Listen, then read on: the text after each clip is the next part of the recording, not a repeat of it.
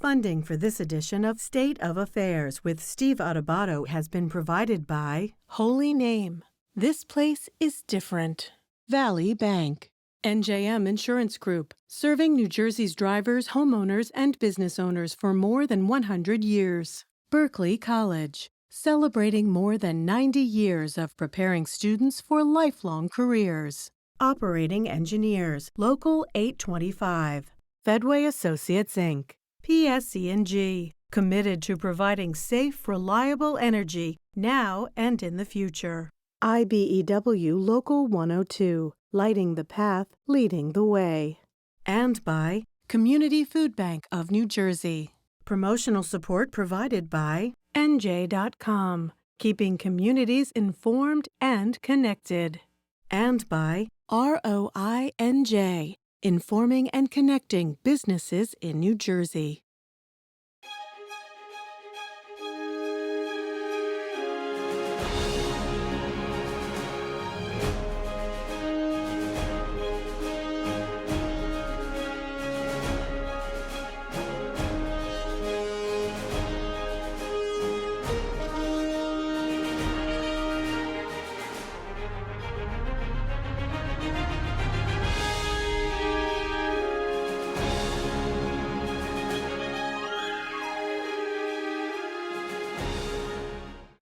Hi, I'm Steve Adubato. Everything you want, frankly, what you need to know about politics in New Jersey and the nation. We have two political experts. We're joined by our good friend Phil Alagia, who's Democratic strategist and chief of staff in Essex County, to the county executive Joe DiVincenzo, and also another great friend, Jeanette Hoffman, Republican strategist and president of Marathon Public Affairs. Good to see you, Phil and Jeanette.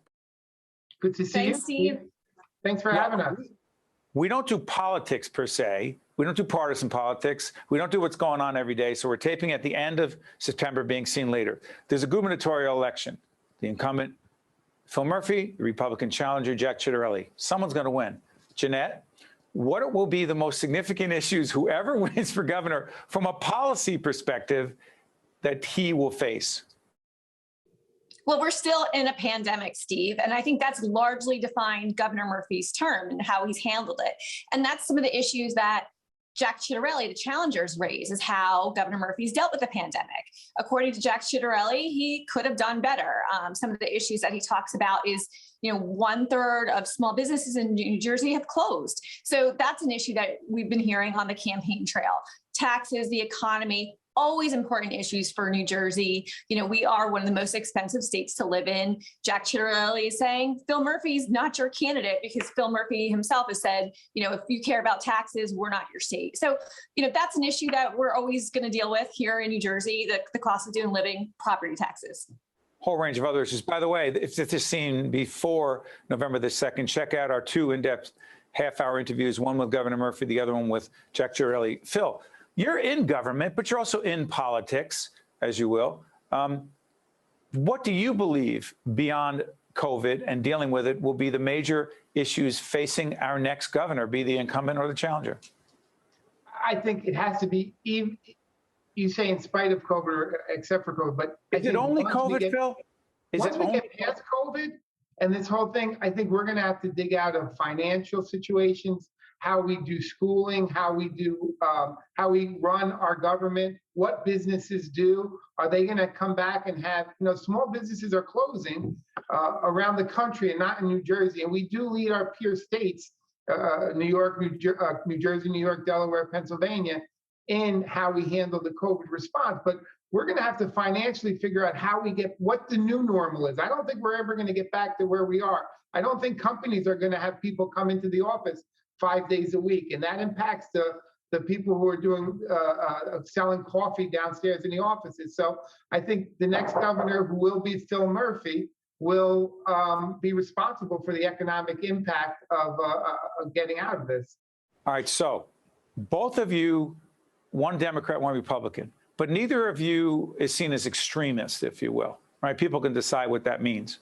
Phil, and then Jeanette, same question, but with a different twist. Phil, is there really one Democratic Party, or is there a party with extremes? Congresswoman Ocasio-Cortez, the Senator Manchin from West Virginia, and then everyone else trying to figure out where they are. Are there really two parties that are not united on very much, Phil? And then trust me, Jeanette, there's a Republican/Trump party question coming. Go ahead, Phil.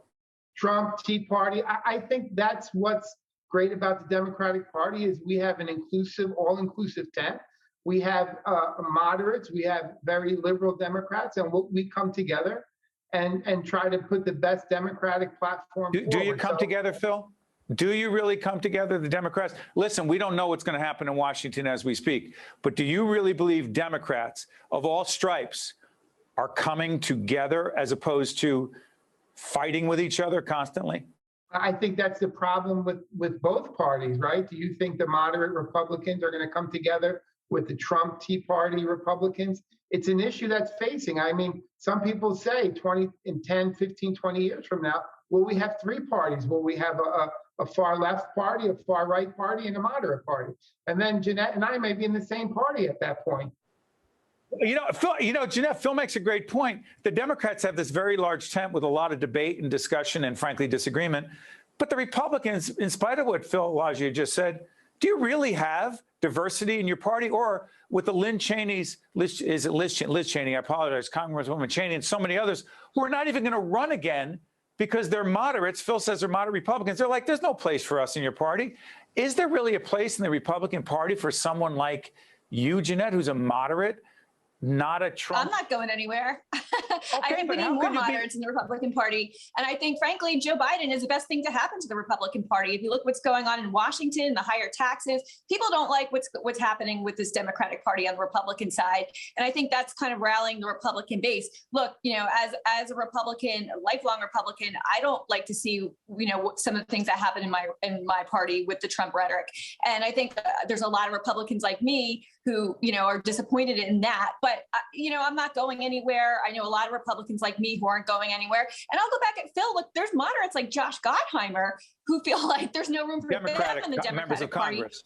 Yeah, say that again. I interrupt you. Democratic members of Congress, part of the, I guess they call the problem solvers. We actually check out our interview with Congressman Gottheimer. You're saying he and Ocasio-Cortez can't fit in the same party? Is that what you're saying, Yeah, Jeanette? I mean, he is getting so beat up for standing up for his constituents and not backing Nancy Pelosi's trillions of dollars in new taxes because he, wants to work with the Problem Solvers Caucus to come up with responsible solutions. There are very few moderates in Congress right now on the Republican side and the Democratic side. And I think that, frankly, has to change. Phil, go ahead. It's the same with Rodney Freelandheising, why he didn't run for re-election. As a Republican moderate, correct? Say that again? As a Republican moderate in Congress, he said, no, I'm tapping out. Correct. What do you think that has to do with Trump? I think because he realized in his district with what was going on, he couldn't win with the national Trump agenda. So, Phil, wait a minute. By the way, there are members of Congress, and if we can, we have time, we're going to do a second segment with Phil and Jeanette to talk about the broader term implications of this. But Jeanette and Phil, there are members of Congress who are actually saying right now, particularly Republicans, I'm not running for re-election again, some of whom actually said that Joe Biden won the presidency and they would not stand for the January 6th insurrection. They would not challenge the results of the election. Some of them are not running, Jeanette and Phil, because they're afraid of violence against themselves or their family. That's politics in America, Jeanette? Yeah, I mean, look, it's a crazy time and some of them are not. But look, I'm hopeful coming into the midterms. It's a different world right now. Trump is not president. Biden is president. He has to own some of these crazy policies, some of these very socialist, very high tax policies. And I think it's going to be a different midterm cycle. Look, we don't know if President Trump is going to run again in 4 years. I think it's going to be a different ballgame. Do you want him to run? I frankly don't. I think it's time for a different change in leadership in the Republican Party. I'd like to see some other candidates run. So we'll see. But I think the midterms look good for Republicans. I think it's going to be a different direction. I think there's a lot to talk about. Phil, Hey, Steve, go ahead. there's a big difference. When we were younger, when you walked into a classroom and you said, what do you want to do for a living? There was a handful of boys and girls who'd raise their hand and say, I want to be president. I want to be congressman. I want to get involved. Right now, you don't have that anymore. You don't. It's no longer noble. It's no longer something that people want to do, and it's to the detriment of society. We're not getting our best and brightest. There's not civil discussion. There's no more When you served in the assembly, they would all go to that steakhouse, Democrats and Republicans, and they would argue, but they would come together and compromise. It is going to be the detriment to the country if we can't figure out how to have a civil discussion on politics and we can't get any. And by the way, we're going to have a second. I agree with Bill. You agree with him, but also, Jeanette, you were too young to remember in 1985 when I was in the legislature as a child, Phil, you have to remind people.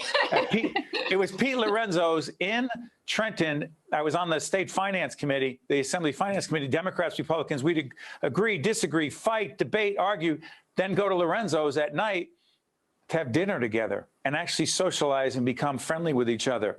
Try that in Washington or Trenton today. To Phil, to Jeanette, thank you so much for a spirited, but as always, civil discussion. We'll be right back right after this. To watch more State of Affairs with Steve Adubato, find us online and follow us on social media. We are the Community Food Bank of New Jersey, and we are there. We are there for more than 1,000 food pantry and feeding program partners. We are there for our neighbors in need, nearly 1 million of them who struggle with hunger. Working together with volunteers, partners, and donors like you, we fill the emptiness caused by hunger with food, help, and hope. We are CFBNJ, and we are there. Join us. Go to cfbnj.org now. Yes, that's right. We got him. The editor of New Jersey Globe, NJ Globe, is David Wildstein. Hey, David. Hi, Steve. How are you? Doing great. We're going to put up the website as you speak. Tell everyone what NJ Globe is.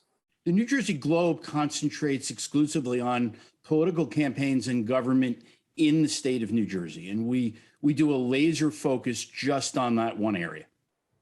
Yeah, and by the way, they are one of our media partners at New Jersey Globe. And by the way, you can also check out the NJ Globe Power Hour on 77 WABC every Saturday from 4 to 5. Right? Yes. So here's the thing about you, David. People know you from a lot of different places. They hear your name. You Google David Wildstein, politics comes up. He ran for office in Livingston. You were the mayor when? How old were you? I was 22 when I ran for the council and 25 as mayor.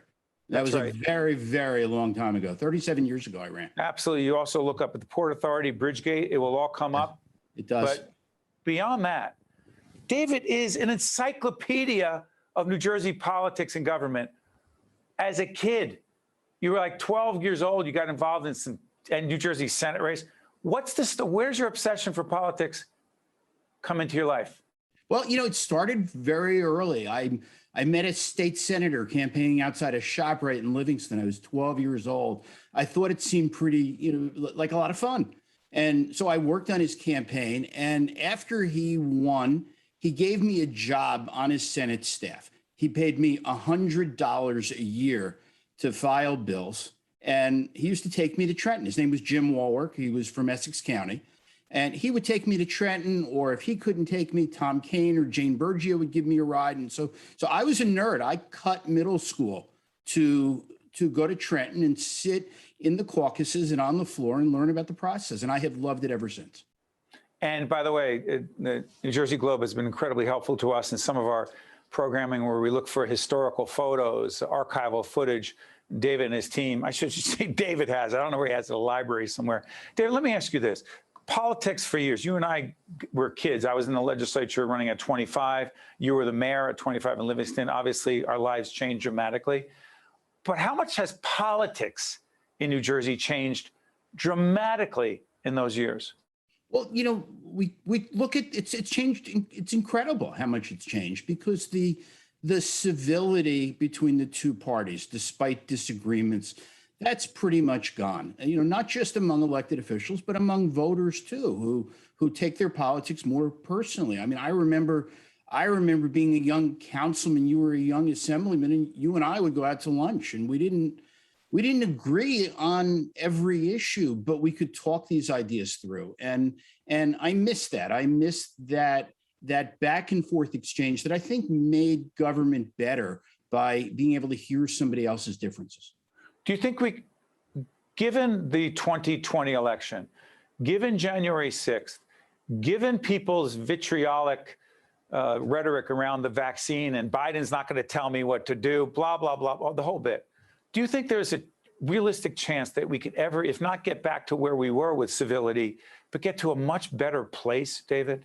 I hope so. I hope so. And look, I mean, as students of history, one of the things that we have seen all the time is we have ebbs and flows throughout history. And there have been moments in America where things have been, maybe worse than they are today, but they come back. And I'm just hoping that it's sooner rather than later. New Jersey politics, right? I talk to people about, they say, oh, politics is politics. And I'll say, yeah, but New Jersey politics is a little different. What do you mean by New Jersey politics? You smile as I laugh. What do you mean when you say, come on, politics in New Jersey is a pretty unique brand? Go ahead, David. It very much is. And one of the reasons is that New Jersey has elections all the time. And even year and odd year and fire commissioner elections in February and some final holdouts.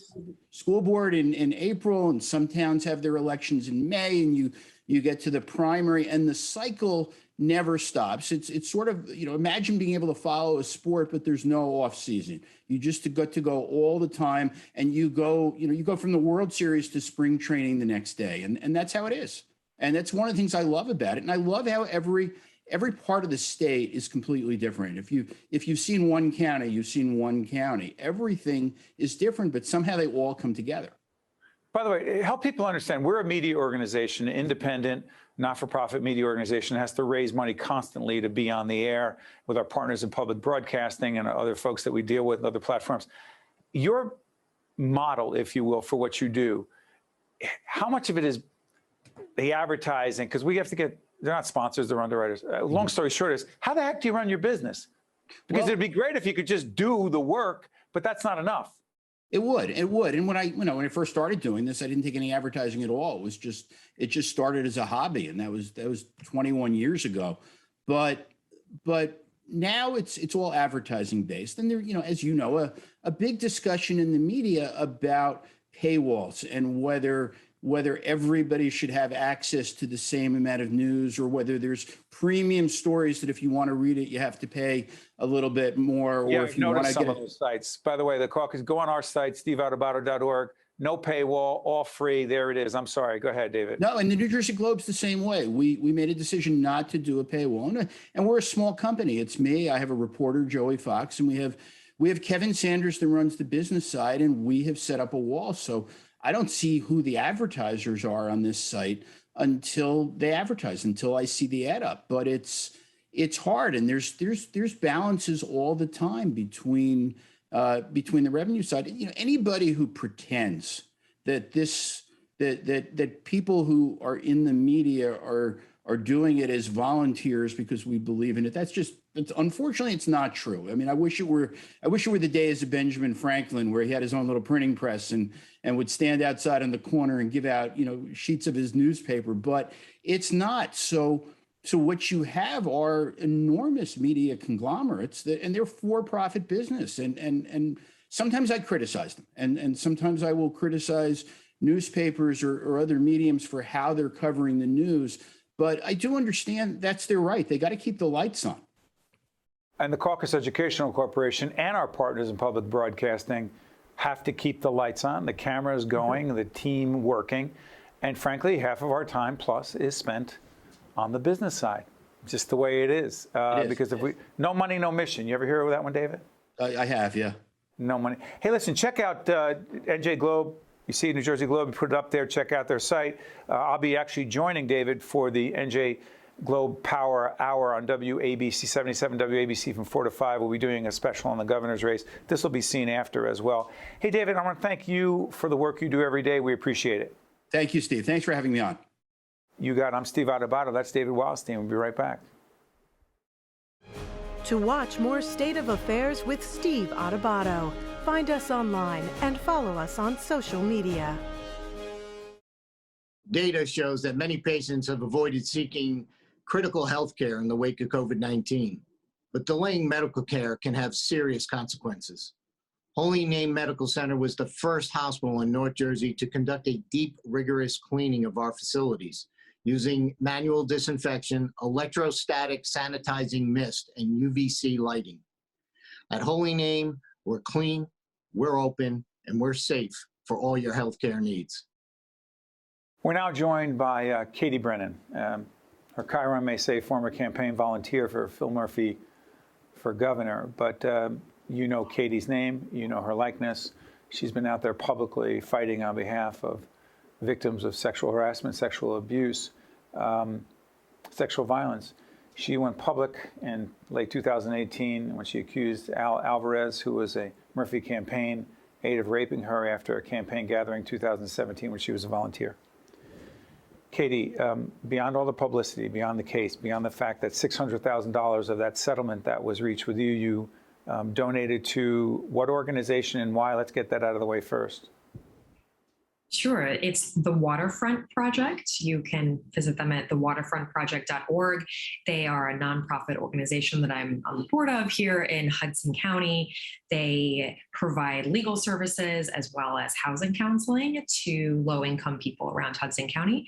And because of everything that I went through, in particular with the legal system, I knew that I, as a very privileged white married woman who struggled so much to access those resources, it's got to be even worse for everybody else. And so I felt very strongly about creating that opportunity for others. Thank you for sharing that, Katie. Katie, what is, and there's a whole range of legislative efforts, reform, if you will, but without going into the details of the legislation, into the weeds, as they say in politics and government, what is the core, in your view, of those reform efforts, A, and B, what progress have we made? Or not? We've made a ton of progress. If I can go a little bit out of order, I think that sometimes when people talk about the Metoo movement or other things, it's too easy to focus on an individual, myself, another, a face that was in the paper as a flash in the pan. But behind all of that, there's been an enormous amount of hard work and kind of the deep, it's not glitzy, it's not glamorous behind the scenes work, and it really is a movement. So I'm confident in the progress that we've made, but do know that there is so much more to be done. The core of the reforms, when I started out, when I came forward in 2018, that first Wall Street Journal article, it was about prosecutorial reforms, because at that point, that's what I had experienced. Again, I knew that myself, with so many resources and so much access, I knew that these crimes are underreported, under-arrested, under-convicted, and still yet I thought that it was important to try. And so when the prosecutorial case didn't move forward, and I learned firsthand about all the different barriers to receiving justice in these instances, I felt the need to discuss what potential reforms are. How do we change this? And so if you look at that article, it was about what people are doing across the country. It was subsequent to that article, which in hindsight seems naive, but I had no idea the can of worms that it would open with the legislative hearings and everything else, that I really learned a lot more about employment practices, employment reforms, campaign reforms. And so where did all these reforms, these pieces of legislation come from? It very much came from my direct personal experience. And then as I went forward, I learned that so many others shared my same experiences, whether it be the criminal justice system, workplace violence, or politics and campaigns. And by the way, that package of bills, some of those bills have passed, some of them are still languishing in the legislature. But I want to ask you this, Katie. For those who argue that, quote, the Me Too movement has gone too far, right? You say what to them? And they do. And they mostly do. Men, but some women. Come on, the pendulum. They're about this pendulum thing. Yeah, As if we're done with that. Now let's get back to normal, whatever that means. Right. And I would say it's not based on facts. Look at the facts. One of the bills that we had to pass was about looking at the actual data in prosecutorial cases around sex crimes. And as I mentioned a moment ago, we know that you get your car stolen, you're likely to tell your friends, like, oh my God, you'll never believe what happened to me. Not so in these cases. There's so much shame around it. It is underreported, it is under-arrested, it is under-convicted at grossly disproportionate rates. And so that's that's one side of things. But of course, you know, I'm not on some journey to make sure that more people are in jail. That couldn't be further from the truth. But we, of course, we want it prevented in the first place. But there is a lot of shame around this. When there was the investigations in the newspaper about misogyny in politics, when there were the studies, when there was the people who said, no, I would never report it because look what happened to Katie. What I say to that is I have not regretted it for a moment. You don't? No, it has been deeply trying and difficult. And I mean, at this point, so much more of it has been about the trauma after the fact and going public and going through the process and having that doubt. But it has not gone too far because at the end of the day, there's still so little accountability. There's so many people that are more on my side of things where they decide it's easier to leave, or they're not going to get justice, or it's too painful to stay in their job. And until we can take accountability and admit wrongdoing, which is frankly what I thought would happen right from the get-go, and to this day has not, I don't think it's gone too far. How would you assess, and forget about the campaign, forget about the election on November the 2nd. This will be seen later. Whoever wins, wins. That's another story. What would you say, or how would you assess Governor Murphy's, quote, handling of your case, your situation, not legally, but as a leader? When I came forward and in the Wall Street Journal to discuss those prosecutorial reforms, at the time I truly believed that there was not a political aspect to it because I didn't know. I didn't know everything that had happened behind the scenes. I didn't know the other side of those conversations that I had had with his leadership team. I didn't know everything that had gone on in the background. But I'll say again that what so many are asking for, whether it be this or in the Me Too movement more generally, is, do you know how to apologize? Did the governor ever apologize to you?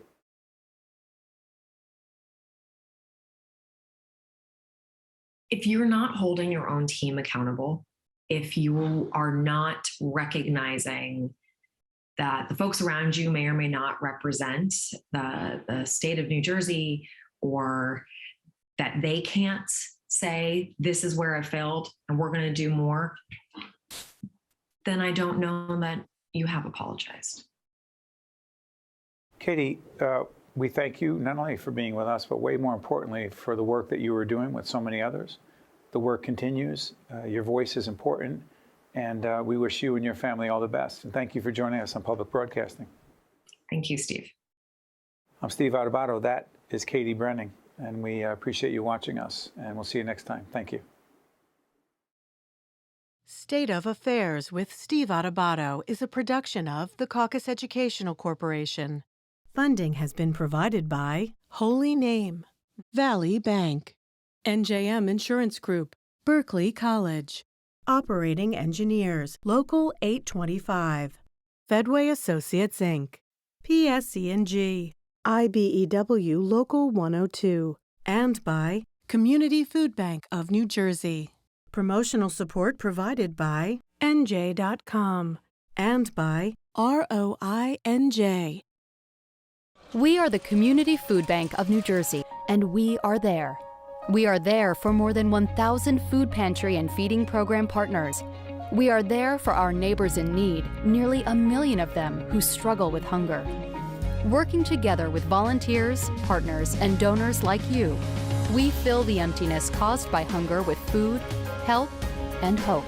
We are CFBNJ, and we are there. Join us. Go to cfbnj.org now.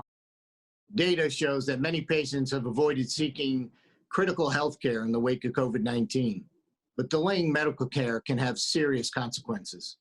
Holy Name Medical Center was the first hospital in North Jersey to conduct a deep, rigorous cleaning of our facilities using manual disinfection, electrostatic sanitizing mist, and UVC lighting. At Holy Name, we're clean, we're open, and we're safe for all your healthcare needs.